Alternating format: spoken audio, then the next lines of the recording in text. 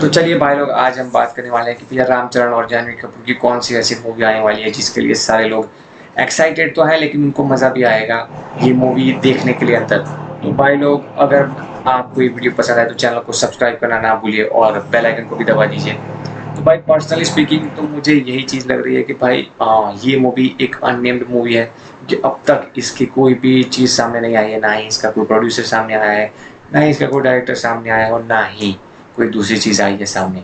लेकिन हाँ, personally speaking कि भैया इनकी जोड़ी है वो पसंद की जाएगी, क्योंकि दोनों सेम एज के तो नहीं है लेकिन सेम टाइप ही दिखते हैं। मतलब दोनों ने अपनी बॉडी को मेंटेन करके रखा है, तो इसी वजह से।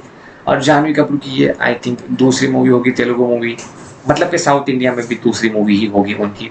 उनके लिए कोई नई बात नहीं है, क्योंकि अगर बात करूँ उनकी पिछली हिस्ट्री की तो उनकी मॉम श्रीदेवी ने भी आई थिंक साउथ इंडिया से ही थी और उन्होंने भी साउथ इंडियन मूवीज़ में काम किया था। पर्सनली मैं भी ऐसा ही समझता था कि भाई वो नॉर्थ इंडियन ही है और बॉलीवुड में ही काम कर चुकी है, लेकिन नहीं। जब ये सारी इंटरनेट वाली चीज़ें हुई तो मैंने भी चीज़ें देखी कि भैया वो पर्सनली जो उनकी जो डेब्यू वाली सीन था वो सिर्फ तमिल और तेलुगु ही था।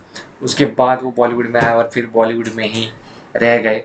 तो मैं यही पर्सनली बोलना चाहूँगा कि भाई नो डाउट ये चीज़ आ रही है, ये फिल्म आ रही है, लेकिन क्या ये मूवी हिट हो पाएगी या फिर ये भी एवरेज टाइप मूवी रह पाए, एवरेज होकर ही रह जाएगी जैसे कि देवरा मूवी थी।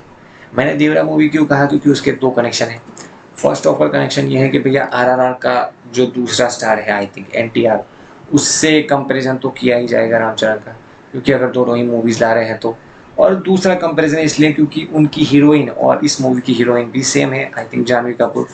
तो मैं यही बोलना चाहूँगा कि उस मूवी के अंदर क्रिटिसाइज़ किया गया था कि भैया उनका रोल बहुत ज़्यादा छोटा था।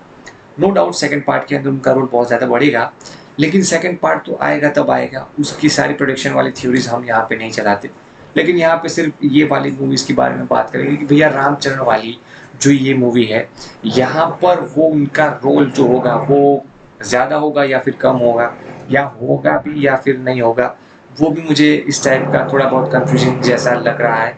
लेकिन कुछ भी हो सकता है यहाँ पे।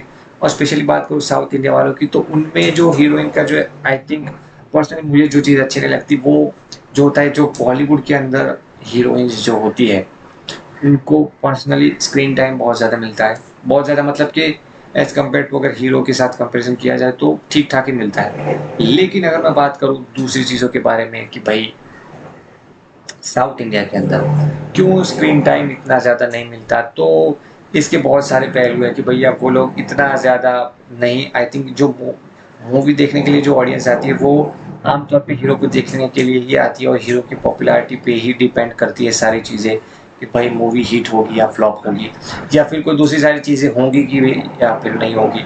तो सब कुछ हीरो पे ही डिपेंड करता है, और हीरो कहेगा तो सारी चीज़ें होंगी या हीरो कहेगा तो सारी चीज़ें नहीं होगी। पर्सनली मैं ऐसा समझता था कि भैया किसी साउथ इंडियन एक्टर का कोई गॉडफादर नहीं है, लेकिन बाद में पता चला कि भैया सारे साउथ इंडियन जो एक्टर्स हैं उनके तो गॉडफादर ही है।